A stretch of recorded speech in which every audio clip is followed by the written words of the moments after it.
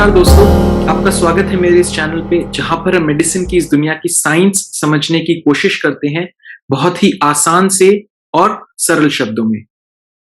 तो आज हम अंडरस्टैंड करेंगे कि क्या रोल है स्टीम इनहेलेशन का, नॉर्मल सलाइन ड्रॉप्स का, ज़ैलोमेटाज़ोलिन ड्रॉप्स का या फिर जिनको हम ओट्रोविन के नाम से जानते हैं, या फिर एज़िलास्टिन एंड फ्लूटिकासोन स्प्रे का कॉमन कोल्ड में या फिर ब्लॉक्ड नोज में या साइनसाइटिस में क्या रोल है।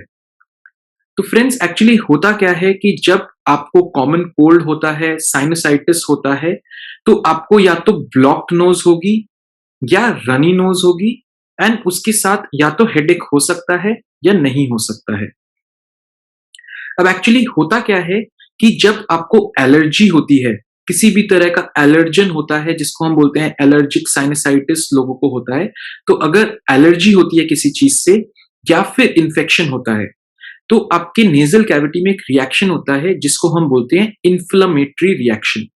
उस इन्फ्लेमेटरी रिएक्शन के टाइम पे कुछ केमिकल्स रिलीज होते हैं, जो केमिकल्स आपके ब्लड वेसल्स, जो खून की नलियां हैं नाक की, उनको चौड़ा कर देते हैं, उनको वैसोडाइलेट कर देते हैं। जब ये वैसोडाइलेशन होता है तो उन खून की नलियों में से म्यूकस बाहर निकलता है, लिक्विड बाहर निकलता है, जो कि आपकी नॉस्ट्रल्स में, नोज में या तो थिक होता है तो ब्लॉकेज कर देता है, या थिन होता है तो रनी नोज के थ्रू जैसे बहती हुई नाक की तरह बाहर निकल जाता है। अब कभी-कभी क्या होता है, ये जो थिक म्यूकस होता है ये पैरानेजल साइनसेस यहाँ पर होते हैं, फ्रंटल साइनसेस हेड में होते हैं, यहाँ पर भी भर जाता है। जब ऐसा होता है तो लोगों को हेडेक होता है या फिर आई एक हो जाता है। तो ये तो हो गई साइंस नेजल ब्लॉकेज की कि कैसे नेजल ब्लॉकेज होती है या म्यूकस प्रोडक्शन होता है जो कि नोज को ब्लॉक करता है या फिर उसको रनी बनाता है, या जिसकी वजह से लिक्विड या म्यूकस इकट्ठा होता है। नाउ अगर इसको हमें सिम्प्टोमेटिकली ट्रीट करना है, मतलब हमें ब्लॉक्ड नोज को या रनी नोज को रिमूव करना है या फिर ब्लॉकेज को बिल्कुल खाली करना है, हेडेक को रिमूव करना है, तो हमारे पास दो तरह की स्ट्रेटजीज हैं। फर्स्ट है कि हम नेजल पैसेज को क्लियर कर दें, जहां पर ब्लॉक म्यूकस है वहां से एलर्जेंस हटा दें, इन्फ्लेमेटरी सब्सटेंसेस हटा दें, जो ब्लॉकेज है उसको रिमूव कर दें, म्यूकस को रिमूव कर लें। ये पहली स्ट्रैटेजी हो गई जिसमें हमारे आते हैं treatments steam inhalation and normal saline. दूसरी स्ट्रैटेजी हो गई कि हम म्यूकस का प्रोडक्शन, जो लिक्विड बन रहा है वहां पर, जो जमा हो रहा है या फिर बह रहा है, उसकी प्रोडक्शन ही रोक दे, उसको बनना ही रोक दे। ये हमारी दूसरी स्ट्रैटेजी होती है, जिसमें कि आता है ओट्रोविन ड्रॉप्स, जिनको हम जानते हैं ज़ैलोमेटाज़ोलिन एक्चुअली केमिकल होता है उन ओट्रोविन ड्रॉप्स में, या फिर एज़िलास्टिन एंड फ्लूटिकासोन स्प्रे। एज़िलास्टिन एक एंटीहिस्टामिनिक है एंड फ्लूटिकासोन एक कॉर्टिकोस्टेरॉइड है। तो ये दूसरे तरह के मेडिकेशन है जो कि म्यूकस प्रोडक्शन को रोकते हैं। नाउ हमको इन एक एक को समझते हैं। सबसे पहला हो गया steam inhalation. Steam inhalation actually होता क्या है, वार्म, गरम, मॉइस्ट हवा होती है। मॉइस्ट मतलब उसमें नमी होती है। तो हम जब ये भाप लेते हैं जिसमें नमी होती है और गर्म होती है, तो उससे होता क्या है कि म्यूकस जो थिक होता है वो थिन हो जाता है, वो ब्रेक हो जाता है। तो जब ऐसा म्यूकस ब्रेक होता है तो वो बहता है। जब वो बहता है तो वो बाहर निकलता है ना, ब्लो आउट कर पाते हैं उस म्यूकस को, एयर पैसेज को क्लीन हो जाता है वो एयर पैसेज। सेकंड क्या होता है कि ये स्टीम इनहेलेशन जो वार्म मॉइस्ट एयर है, ये आपके नेजल पैसेज को क्लियर करती है। इसमें से एलर्जेंस, इन्फ्लेमेटरी रिएक्शंस के जो सब्सटेंसेस इकट्ठा हुए हैं, इरिटेंट्स हैं, उसको रिमूव करती है। तो एज अ रिजल्ट आपको कम इरिटेशन होती है एंड आपका नेजल पैसेज बिल्कुल क्लियर रहता है। एंड इन सम केसेस, कुछ केसेस में जब ये थिक म्यूकस पैरानेजल साइनसेस में भरा हुआ होता है और जब आप स्टीम इनहेलेशन लेते हैं तो वहां का म्यूकस भी ब्रेक होता है, थिन होता है, क्योंकि हीट मिलती है उसको। जब हीट मिलती है तो जब वो थिन होता है तो वो नेजल पैसेज के थ्रू बाहर निकल जाता है थिन होके, एंड आपका हेडेक रिलीव हो जाता है। तो ये तो हो गया रोल स्टीम इनहेलेशन का ब्लॉक नोज में। सेकेंड हो गया नॉर्मल सलाइन। नॉर्मल सलाइन कुछ नहीं है, पानी है जिसमें नमक है, सिंपल टर्म्स में बोल रहे हैं, लेकिन नॉर्मल सलाइन हम बोल देते हैं। अब होता क्या है, नॉर्मल सलाइन हाइपरटोनिक होता है। जब आप नॉर्मल सलाइन का स्प्रे या ड्रॉप्स डालते हैं नोज में, तो वो क्या पानी खींचता है अपनी तरफ। तो अगर थिक म्यूकस होता है तो उसको थिन कर देता है इजीली। जब वो थिन हो जाता है म्यूकस तो वो इजीली बह जाता है, ब्लॉक नोज रिलीव होने के चांसेस बढ़ जाते हैं। सेकंड क्या होता है, अगर लोगों को रनी नोज होती है तो कभी-कभी ड्राइनेस हो जाती है नोज में। जब ड्राइनेस होती है तो नॉर्मल सलाइन के स्प्रे या ड्रॉप्स डालने से वहां पर मॉइस्चर मेंटेन रहता है, नमी मेंटेन रहती है, विच इज गुड, क्योंकि नॉस्ट्रल्स में हमेशा नमी मेंटेन रहनी चाहिए। ड्राइनेस से वहां पर और इरिटेशन होगी।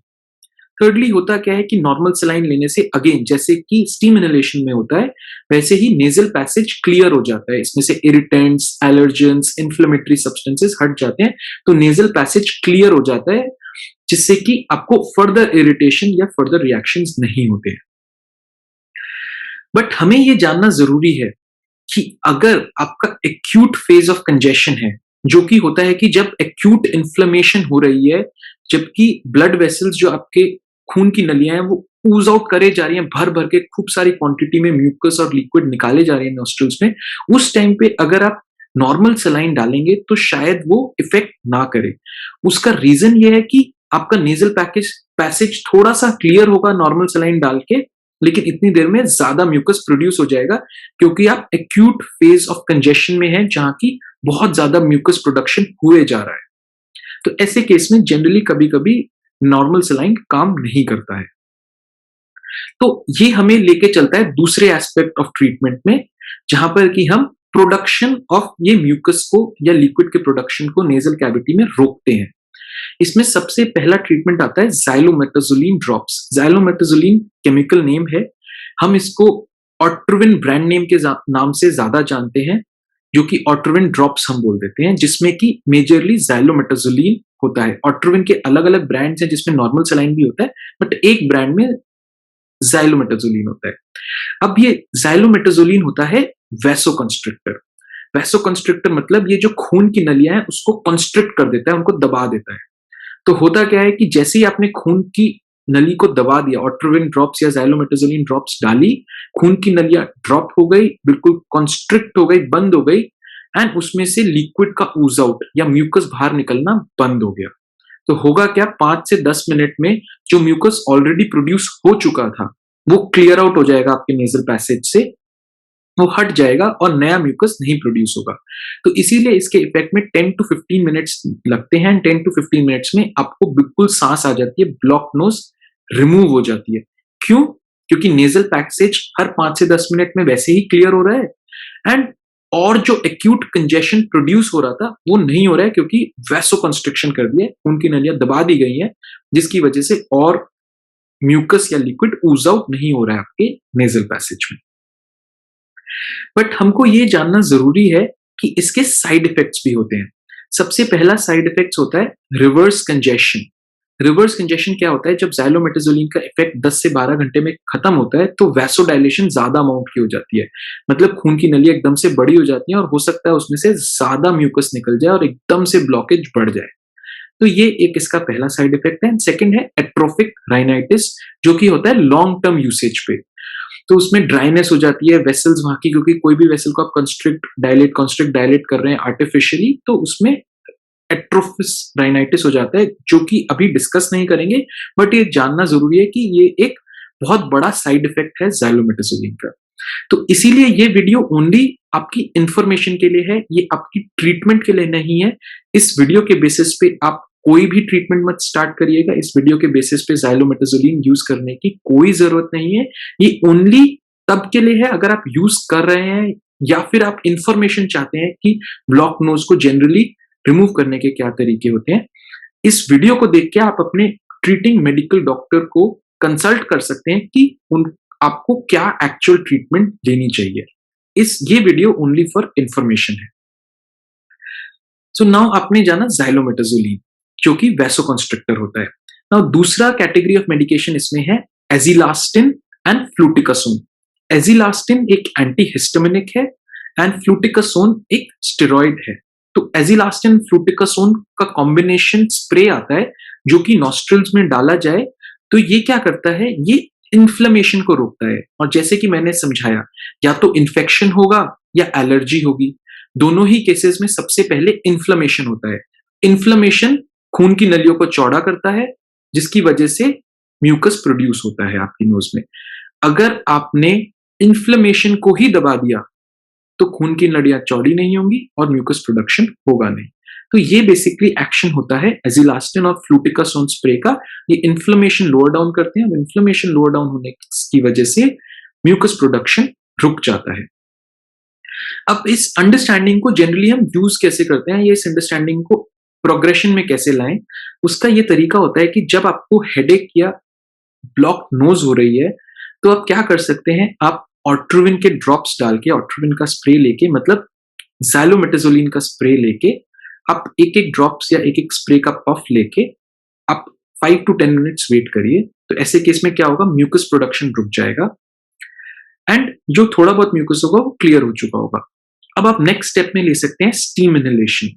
स्टीम इनहेलेशन क्या करेगा, आपके नेजल पैसेज को बिल्कुल क्लियर कर देगा। जो एलर्जन होगा, इन्फ्लेमेशन होगा, सबको रिमूव कर देगा। जो थोड़ा बहुत म्यूकस है उसको रिमूव करने में हेल्प करेगा। जो म्यूकस पैरानेजल साइनसेस में इकट्ठा हो गया उसको थिन करके उसको बाहर निकालने में हेल्प आउट करेगा। तो ऑल इन ऑल, और मॉइस्चर मेंटेन रखेगा आपके नॉस्ट्रल्स में। तो ऑल इन ऑल ये आपके लिए बेटर रहेगा कि स्टीम इनहेलेशन लेने से पहले अगर ब्लॉक नोज है तो आप ज़ैलोमेटाज़ोलिन ड्रॉप्स डाल लें। ज़ैलोमेटाज़ोलिन की जगह स्टीम इनहेलेशन से पहले अगर ज्यादा ब्लॉक नोज नहीं है तो नॉर्मल सलाइन भी डाल सकते हैं, जिससे कि नेजल पैसेज थोड़ा सा क्लियर हो जाए। नाउ ड्यूरिंग स्टीम इनहेलेशन आप जितना ब्लो आउट करेंगे उतना बेटर है।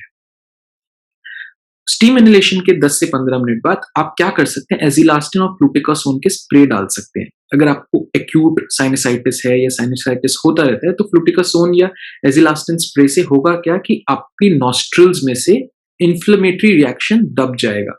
जब इन्फ्लेमेटरी रिएक्शन दब जाएगा तो आपको रिबाउंड कंजेशन जो ज़ैलोमेटाज़ोलिन की वजह से होती है वो नहीं होगी एंड इफेक्टिवली इन्फ्लेमेशन डाउन होने से रिवर्स कंजेशन नहीं होगी एंड हो सकता है आपका frequency of block nose reduce होता चले जाए क्योंकि आपने इन्फ्लेमेशन को टारगेट कर दिया है। तो ये एक तरीका हो गया है, एक स्ट्रैटेजी हो गई ब्लॉक नोज के लिए ऐसे करने का। Now, इस स्ट्रैटेजी में हमें ये और चीज अंडरस्टैंड करनी चाहिए कि स्टीम इनहेलेशन लेते कैसे हैं। नॉर्मली लोग क्या करते हैं, स्टीम इनहेलेशन तौलिया डाल के और सिर्फ दोनों नॉस्ट्रल से लेते रहते हैं। ये बेस्ट वे नहीं है। बेस्ट वे होता है कि आप एक नॉस्ट्रल बंद करिए, जो खुली हुई नॉस्ट्रल है उससे इनहेल करिए, फिर दूसरी नॉस्ट्रल बंद करिए, जो खुली हुई नॉस्ट्रल अब है उससे एक्सहेल करिए, और फिर आप इनहेल करिए इसी नॉस्ट्रल से, अब ये दूसरी नॉस्ट्रल से फिर एक्सहेल करिए। तो ये बेस्ट वे है स्टीम इनहेलेशन का, क्योंकि इससे नेजल पैसेज पूरा ओपन अप हो जाता है, क्रॉस कनेक्शन ओपन अप हो जाता है एंड बेस्ट वे है स्टीम इनहेलेशन का। नाउ फ्रेंड्स, एक और चीज इसमें जानना जरूरी है, जो भी मैंने अभी तक समझाया ये एक डिस्क्लेमर है कि ये ओनली आपकी इंफॉर्मेशन के लिए है। I have repeated this again, मैं दोबारा रिपीट कर रहा हूं, ये सिर्फ आपकी इंफॉर्मेशन के लिए है। अगर आप यूज करते हैं ये सब दवाइयां तो आपको समझ आ गया क्यों यूज करनी है और कैसे यूज कर सकते हैं, और अगर नहीं यूज करते हैं तो आपको इंफॉर्मेशन मिल गई।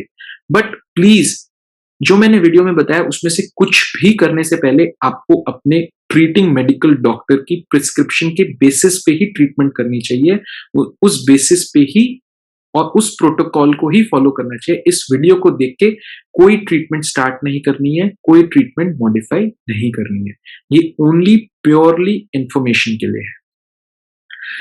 तो होप आपको ये इंफॉर्मेशन पॉइंट ऑफ व्यू से वीडियो अच्छा लगा होगा, क्योंकि आपको ये समझ आ गया कि स्टीम इनहेलेशन का क्या रोल है ब्लॉक नोज में या रनी नोज में, क्यों हम स्टीम इनहेलेशन लेते हैं, नेजल सलाइन का क्या रोल है, ऑट्रोविन या ज़ैलोमेटाज़ोलिन का क्या रोल है, एजिलास्टिन एंड फ्लूटिकासोन का क्या रोल है, और स्टीम इनहेलेशन कैसे लेते हैं।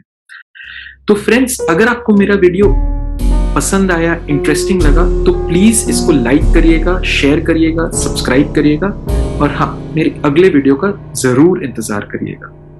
थैंक यू एंड धन्यवाद।